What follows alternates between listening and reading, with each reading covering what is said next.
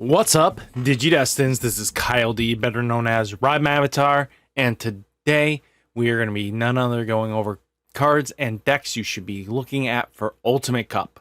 Because Ultimate Cup is around the corner, there's also more restrictions into Ultimate Cup because of the June ban list, so it's worth just talking about in general. I mean, Ultimate Cup already had some decent hits, but now with one more card getting hit for Bloom Lord, we might see some differences. So without further ado, let's talk about it. So first off, let's talk about the Ultimate Cup related to Blackboard Greymon. There's going to be 11 decks we're going to talk about. First one we'll talk about is War Greymon or Blackboard Greymon. The fact that we have basically a Cool Boy S card in the meta that is for this deck alone is a Tai Kamiya, being starter main phase on play. If one of your Digimon with Agumon or Greymon is staying, gets plus 1000 DP and blocker until the end of opponent's turn. Then one of your Digimon digivolves into a Greymon or Omnimon is staying. By suspending this tamer, gain 1 memory. So there's a little bit of an issue that I found, even just researching and trying to do deck designing for the black version. Because the red one struggles because you lose out on Tai and Yuya, you're now not getting that extra DP boost that this deck actually really wants. But you do gain access to like Raid War Greymon. You could go the red route, but is it going to be consistent? No, because the only thing you're really gaining is to be able to play the red tie that gives you an extra security check. And that's about it. You could play the other tie that lets you, when you promote up, draw a card and stuff like that. But it's not always guaranteed to be what you need. So at the end of the day, it's just taking a look at what you can do with what you got. So we have like Agumon X Antibody, Agumon, Greymon, Greymon X Antibody, Greymon, Deltamon, Metal Greymon X Antibody, Metal Greymon, War Greymon, Black War Greymon, Galimon. You know, the full fest that you're going to expect, right? I mean, being able to pop Tamers is huge with Black War Greymon, keeps your opponent in check, or you get to delete, a few wide board Digimon, just because as long as it gets up to 6. 2 blocker, 3 cost blockers is never terrible to pick off. But all in all, it's just straight up solid deck. I think it has potential. This is why it's at the bottom, because I don't know if it's going to do something or it might just surprise everybody. So it could flop or it could do something. So that's where that's at. Then we have Dora Brickman. It has shown in the past that Dora Brickman, even going into this format, can show up occasionally when it was in the Ulti Cup last rotation. So I think this is still a deck to beat because the fact of it gains so much security pluses that it doesn't really care that there's a restriction to red. You have ways of drawing with Heroes of the Sky, Pyrosphere, Red Mem boost, even just slamming down tie after tie because the format's a little bit slower. Dora Brickman gets to build up a little bit more and then just pressure on with those security plus ones as you just keep drawing with, the GG with Galimon. The more time to survive, the more often or not they're gonna target it first, get it off the board. Stuff like that can lead to being scary moments, but Dora Brickman still has a chance to just clear out 5 security in 1 turn. And then basically look at your opponent and go like, I'm ready for you next turn. You have to stop me here. So stuff like this does add up sometimes. So Dora Brickman definitely has potential being the number 10 slot. Then number 9, I got to give it to Galimon. Galimon definitely got some new support in the shape of, let me fix this real quick. I forgot that we didn't add new Galley Boy, because new Galley Boy is actually pretty solid here. That you actually want to play him. And then Galimon. Forgot new Galley Boy is actually worth it for this format alone. Just because of the new support this deck got. I mean, Growlmon being able to play your Takatos for free. You still have War Growlmon who still will play a Takato for free. So that's adding up to your potentials. And then you have like War Growlmon who can warp into a Galimon for reduced costs. That's going to be huge. And then you just basically play the deck as you see fit. The deck has potential. It's got in the top 16 a couple times during the last Ulti Cup run, but this one could definitely see definitely lead headway just because Galimon has potential in all to say. Just because it can remove threats off the board, it does have raid, It can trash security without worrying about certain aspects.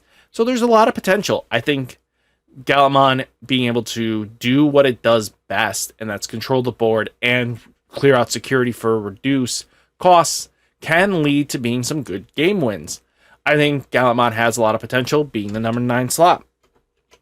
Number 8, I'm going to give it to Yellow Shine Greymon. So you could go any way with Shine Greymon. You could build a full theme, or you could go the hybrid route, which I think is either or is really solid at the end of the day. Because you gain access to Marcus, as long as you have an Agumon or a Greymon in play, instantly this Marcus as your starter turn is going to gain you some advantage here that is going to lead up to being pressure. Because it's just starter main phase, as long as you have the Agumon and Raising when you're ready to push out, you can Marcus the swing for a bunch of damage, and it can check. You know, there's a lot of potential because also Digivolving on top of these tamers makes your hybrids really nasty. You know, Kaze with Zephyr, or even just getting to, you know, Kaze, Rise Greymon. You don't even have to get into Jet Sylphie, but then you have like Rise Greymon X Antibody that lets you play a yellow or red tamer. You know, all this stuff that adds up eventually and leads into pressure that your opponent's just not really wanting to deal with. But hey, it's free tamer play. The deck has potential. I think I wouldn't be surprised if we see some sort of this variant or something else along the lines with Shine Greymon in this format. So just keep an eye out on it, just because the format is a little bit slower. It has some decent potential, and I think this is where we're going to go at with this. Then we do have Dark Knightmon. It did show some potential tops, and just be careful of the old, you know, magical Dark Knightmon players' hands being able to grow by just going up and down real quick. That's just a problem in itself. But Dark Knightmon still, even though without its EX4 support, still showed that it had a way of contending with the format. Again, even if Bialsamon players are rampant, especially going into Ulti Cup, even with the restrictions to Impmon, this deck still has a decent counter rate against it, so this can lead to being very scary for them. And then, who knows, once we get to EX4, that could change everything. I mean, I don't think there's any Ulti Cups that will have access to EX4, sadly, but we do have one regional, so I will make a breakdown of possible decks that you might want to think about for regionals as well. Let me know down in the comments if you would love to see that kind of video. But Dark Knightmon, still one of those wall kind of decks that just basically keeps spitting out bodies after they're deleted, or, you know, gain some momentum. So being able to de-digivolve your opponent's Digimon down and then basically delete a play cost 5 or less, any ultimate that's on board is basically going bye-bye. So definitely think about that there. You know, Iron Fist Onslaught just blows things up. Nene creates the blocker situation that keeps you alive. You know, Tai will make your Digimon a little bit beefier. Izzy really just helps stack your deck. So I think this is a very powerful deck. And you do have Tamer removal with Dark Knightmon X Antibody. So we'll have to see if the deck actually still lives up to the hype or not. And you could definitely take out the Chikuris and put in the promo Dorus that basically on play, you know, reveal the top. If it's a 4-play cost, you get to play it for free. So that might be a possibility as well. That's up to you how you want to build your deck. Then we do have Machine Dramon. If you know me well enough, I do advocate that Machine Dramon actually has a good legging up in the format, but we'll have to see. Could it change up? I don't know, but we'll have to see if this format will be beneficial with all the restrictions that happen. Bloom Lord was really Machine Dramon's biggest weakness going into Ulti Cups last time, but now there's actually a good chance that with the restrictions on place, you know, they have Hydramon restricted. Yes, they have Quartzmon, but that's really the only thing they now have, because Hydramon and Blossom got restricted with Argomon and HBD. That deck has like 4 restrictions in its design, but we'll have to see what happens there. And if this deck can definitely produce bodies that your opponent can't get around, and that's really the big problem with Machine Dramon, is that it's sticky. It doesn't like going anywhere. It's once it touches the ground, it's not going to be deleted anytime soon. So it's worth keeping an eye out on this kind of deck just because of the potential it has going forwards. Then we do have Bloomlord next. Bloomlord, definitely think with Hydramon down to 1, you guys will probably play Nidhogg to compensate just to get some board control. But, you know, Quartzmon is Quartzmon. You're definitely going to be playing this. And then, you know, the Green Memboost, Hidden Potential, Grande Souls, everything along the line. This deck has potential. And I think it's worth just keeping an eye out on, you know, being able to prevent your players can't play Digimon by effect. You have Pumamon that basically suspends targets, Terriermon being Terriermon. But the fact of Hydramon being restricted means that they can't go full Hydras, double Hydra, which can basically prevent you from doing anything in the game in this kind of slower format. But it's good to see that they recognize a problem last time where it overly dominated. So we'll have to see if that happens again. If not, then we're kind of in a good spot. Then we have Bialsamon. Bialsamon definitely got a small slap on the wrist kind of situation here. I mean, yes, it lost out on Itmon, and they kind of knew that was the problem, was just the excess extreme mills. So now your Itmon has to be deleted. So it takes actually an extra cycle of turns just for that Itmon to be removed. And you can't just freely go into, you know, Itmon X Antibody if you want to be able to use this Itmon's trashing ability. So a lot of thinking changes happen with this deck. A little bit, but the deck is still going to mill. It's as long as they hit Deathslinger and Wizardmon, they know what's going to happen. You're going to gain those excess memory turns, but we'll have to see if that continues. But most players will probably bump up Witchmon just to be safe. So I think this is just basically what we're going to see for Ulti Cup here, but we'll see some changes along the way. Then I think Blue Flare is definitely a contender just because the deck really did decently well last Ulti Cup. And the way people have to play almost easily feeds into this, and it gets harder and harder to be able to do not feed Blue Flare in an Ulti Cup format. So it's worth just keeping an eye on, you know, Madoki, Sayokos, Vmons, Gaussmons, all the 9 yards. I mean, probably take out the Vmon and just go straight up. What is it? Babeto? No, not Babeto. Dracmon here. There you go. Just plain and simple. The deck's really good. We're going to see some massive support in EX4 for this deck. That makes it pretty much a tier 1 deck again.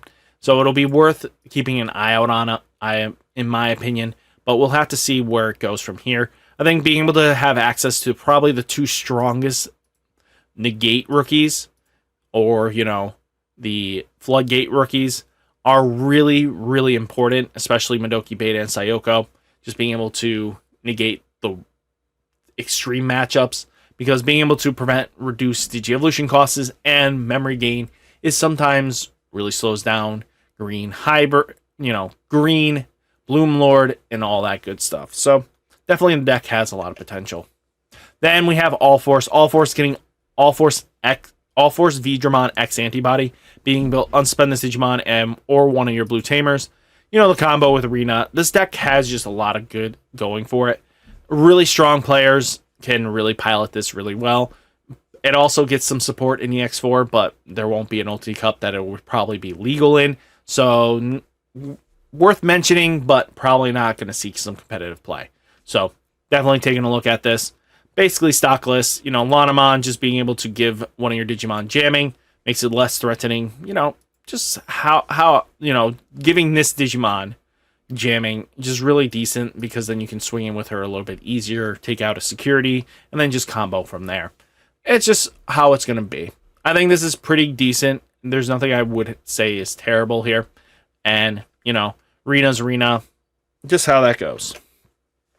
And then probably the biggest one's going to be Red Hybrid. Red Hybrid is just really good, especially with Atomic Infernos. The slowdown of Bialsamon definitely helps out. Blackboard Greymon's not in the format, so its biggest contender isn't really there. And then the only thing that they have to really worry about is probably Machine Dramon, because you just can't remove everything, and they just build up a wall that you can't get out of. But all in all, I think the deck is fine. You're going to really see a lot of red hybrid probably for Ulti Cup, and that's just expected. I mean, you'll probably see variants between Emperor Greymon and Ancient Greymon. Whatever people play is what they're going to be playing. So, at the end of the day, has a lot of potential. Very scary deck. Very powerful deck. We'll have to see what happens going forward. So, guys, hopefully you enjoyed the video. Hit that like button. Hit that subscribe button. Stay safe. Stay healthy. And I'll catch you next one. Peace.